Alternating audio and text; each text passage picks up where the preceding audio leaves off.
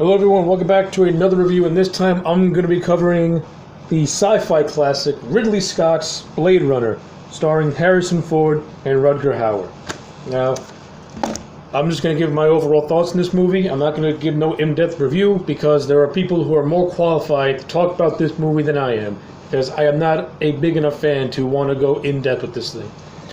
But the bare bones plot: Harrison Ford plays this character known as Rick Deckard, who is a burnt-out, washed-up Blade Runner, whose job is to hunt down these 6 replicants, genetically engineered human androids, that have escaped onto planet Earth to try and find their maker. And Harrison Ford has to hunt them down and retire them, which is the polite way of saying kill them. Of course, that's just a skeleton of the story. There's actually, of course, there's some meaty parts in there. I'll cover some of the meaty parts that I like, and watch the movie for the rest. Anyway, let's do this. Okay, what can I say about Blade Runner? This movie is very popular. Of course, when it first came out, it wasn't as popular, but as time went on, the popularity for it really hit new highs. And you know what?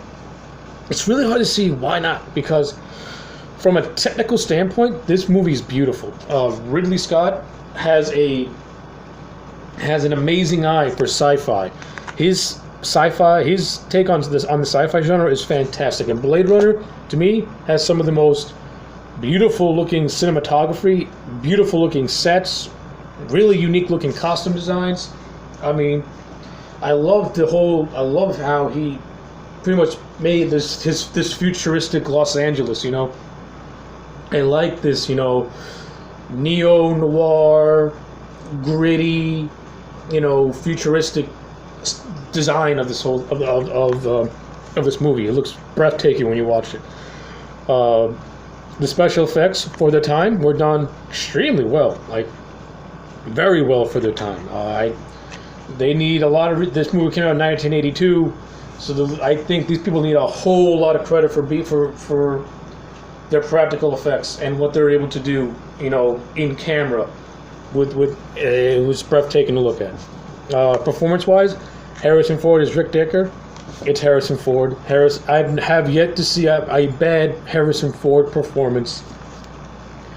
Of course, people saying watch The King with the Crystal Skull, but I have not seen that yet. But in Blade Runner, I like Harrison Ford. I like his portrayal as Rick Deckard. He plays him as pretty much as like this guy who does not want to take on this assignment. And Harrison Ford just plays it really well, you know, in that classic Harrison Ford gruffness.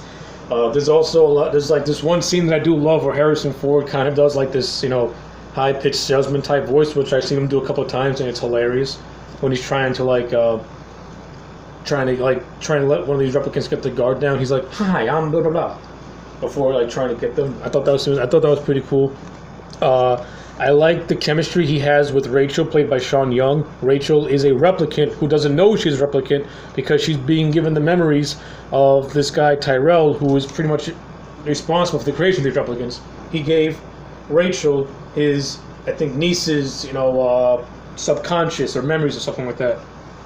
And this character of Rachel doesn't know that she's a replicant, but at the same time, a romance starts to brew between Rachel and Rick Deckard, which I thought was pretty cool, and it also makes Deckard question the job that's being asked of him now, because he senses that this you know replicant actually has emotions and feelings, and they're falling for one another.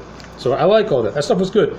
Love Rutger Hauer in this movie. Rutger Hauer as Roy Batty. The man has such screen presence. I mean, and Roy Batty to me is such a complex character. He's multiple layered.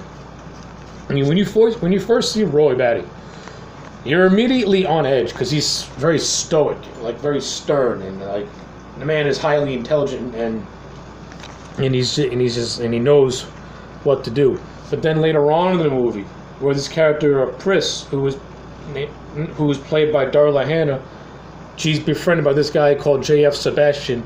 But later on in the movie, when Harrison Ford, you know, finds, you know, and goes on the hunt for Roy, they go to this guy J.F.'s house, and of course, you know, and Pris and Ford go back and forth, and her, and Deckard kills her.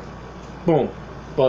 And then of course Roy sees her dead body, and he just he breaks down. He feels remorse because this is his friend, his lover, and you see that emotion, and it's beautifully played. And then after that, the last few minutes of this movie to me is the best few minutes of this movie, because it's pretty much a cat and mouse between Deckard and Roy in this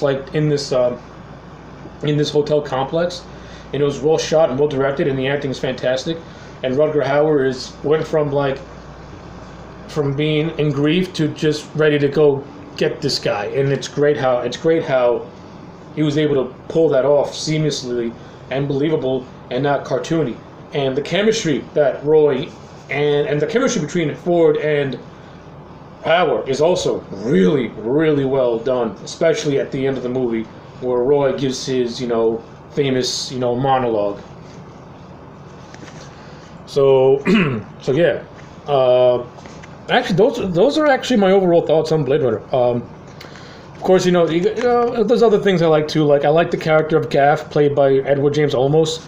He's not in the movie a lot, but he's very interesting because of his mysteriousness.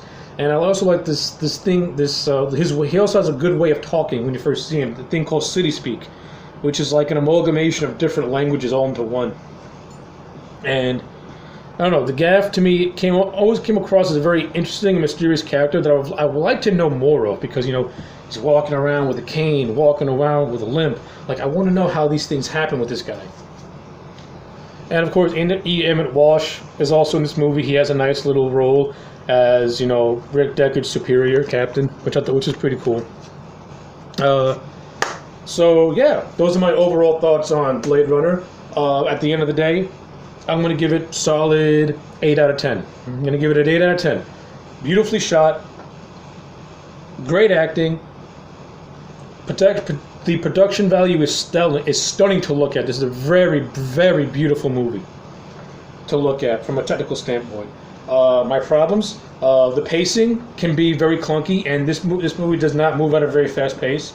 The pacing can really drag on, and to me, a lot of the dialogue can be too pretentious for its own good. Almost like it's full of it. Almost like it's being too full of itself, which I got an issue with, because I understand that you're trying to be philosophical and stuff, but keep it subtle. Keep it in subtext. Don't be grand with it, because someone like me is going to catch that and I'm be like, look, you're preaching to me. I don't want to be preached at. Don't preach at me. But there's also some instances where the dialogue really does work, especially the now famous Roy Batty monologue. And to close out this review, I'm going to recite this monologue for you. I've seen things you people wouldn't believe.